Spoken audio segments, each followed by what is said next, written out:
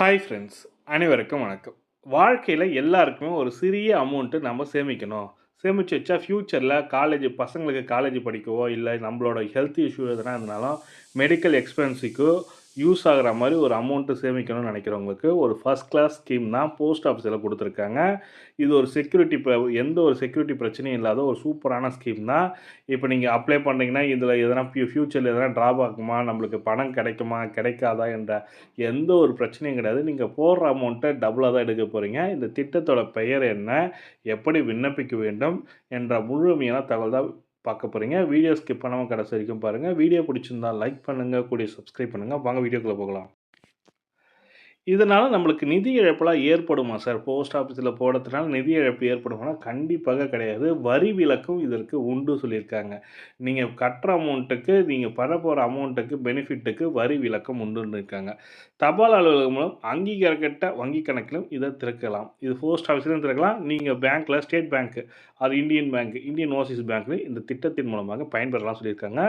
அனைவருமே தகுதியானவர்கள் தான். இதுக்கு பார்த்தீங்கன்னா, நல்ல வருமானத்தை வழங்கும் நிதி திட்டங்களை பணத்தை சேமிக்க மக்கள் விரும்புகிறார்கள். குறைந்த ஆபத்து, நிலையான வருமானம் மற்றும் வரி சலுகை போன்ற விருப்பங்கள் இருக்கும் திட்டங்களை மக்கள் இன்றும் சற்று அதிகமாக விரும்புகிறார்கள். நீங்கள் அத்தகைய முதலீட்டு விருப்பத்தை தேர்ந்தெடுக்கிறீர்கள் என்றால், போஸ்ட் ஆஃபீஸ் பொது வருங்கால வைப்பு நிதி திட்டம் உங்களுக்கு ஏற்றதாக இருக்கும். பொது வருங்கால வைப்பு நிதி திட்டம்னு சொல்லுவாங்க. இது ஆண்டுக்கு 7.1% வட்டி விகிதத்தை வழங்குகிறது.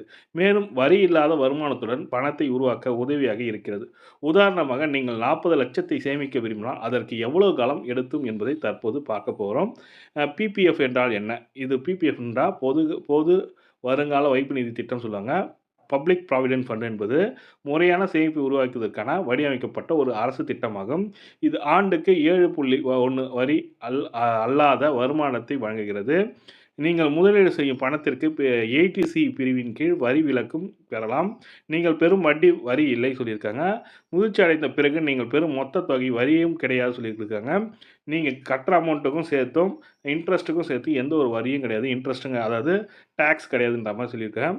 முதலீடு செய்வது எப்படி? தபால் அலுவலகம் அல்லது அங்கீகரிக்கப்பட்ட வங்கியில் நீங்கள் கணக்கை திறந்திருக்கலாம். ரூ. 500 என்ற குறைந்தபட்ச தொகையுடன் பொது வருங்கால வைப்பு நிதி கணக்கை திறக்கலாம் சொல்லியிருக்காங்க. ஒரு நிதியாண்டில் அதிகபட்சம் 1,50,000 முதலீடு செய்யலாம். அதற்கு இந்திய அரசு உத்தரவாதம் அளிக்கிறது. ஆகையால் நீங்கள் பணம் பாதுகாப்பாக இருக்கும் சொல்லியிருக்காங்க. 1 வருஷத்துக்கு நீங்க 1,50,000 தான் இன்வெஸ்ட்மென்ட் பண்ண முடியும். அப்போ 40,00,000 சம்பாதிப்பது எப்படி?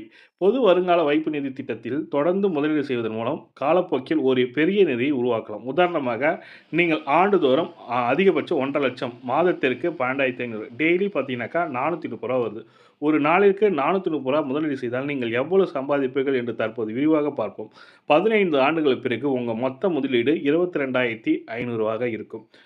22,50,000 இருக்கும். நீங்க ஒரு டெய்லி வந்து ரூ. 430 சேமித்தீங்கனாக்கா 15 வருஷம் பொறுத்து ரூ. 22,50,000 இருக்கும்னு சொல்லியிருக்காங்க. இதுக்கு 7.1% வட்டி உங்களுக்கு கிடைக்கும் என்றால், ரூ. 18,18,209 வட்டி கிடைக்கும். முதியோர் நேரத்தில் உங்கள் மொத்த நிதி பார்த்தீங்கன்னாக்கா, ரூ. 40,68,209 இருக்கும். நீங்கள் எவ்வளவு அதிகமாக முதலீடு செய்கிறீர்களோ, அவ்வளவு அதிகமாக உங்களுக்கு பணம் கிடைக்கும்னு சொல்லியிருக்காங்க. நீங்க குடுத்த அமௌண்ட்டோட டபுளா கிடைக்கிற ஒரு ஃபர்ஸ்ட் கிளாஸ் திட்டம் தான் இந்த முதல் நி பு பப்ளிக் ப்ராவிடென்ட் ஃபண்ட் பொது நிதி வைப்பு நிதி திட்டம் சொல்லியிருக்காங்க.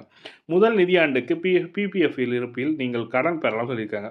1 வருடம் கழிச்சு நீங்க இதில கடன் பெறலாம். நீங்க கட்டிய அமௌண்ட்லேருந்து இப்போ நீங்க 1 வருஷத்துல நீங்க எவ்வளோ கட்டியிருக்கீங்கன்னு பார்த்தீங்கன்னா, வருஷத்துக்கு ரூ. 12,500 கட்டியிருக்கீங்கனாக்கா, அல்லது டெய்லி ரூ. 12,500 மாதம் ரூ. 12,500னா வருஷத்துக்கு நீங்க ரூ. 75,000 கிட்ட கட்டியிருப்பீங்க. அதில ஒரு அமௌண்ட்ட கடனா பெற்றுக்கொள்ளலாம் சொல்லியிருக்காங்க.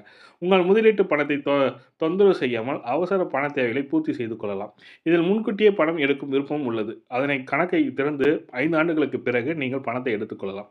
நீங்க இந்த திட்டத்தில கொடத்து போட்டுட்டு வரீங்க.